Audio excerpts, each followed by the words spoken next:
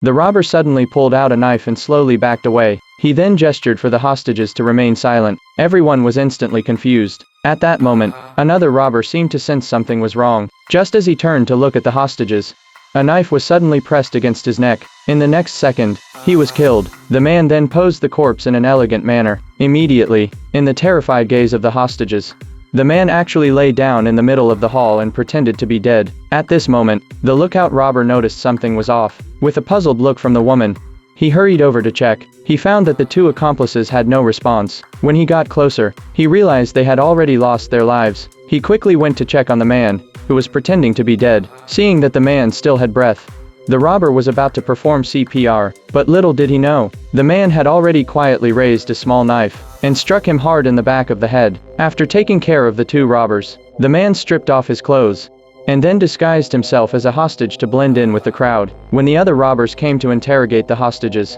the man surprisingly raised his hand and indicated that he knew. The robbers then took him to their boss. The boss asked him to point out the killer on the surveillance footage, and then stepped out to make a phone call. But when he returned to the office, he found his underling stripped of all his clothes and lying on the ground.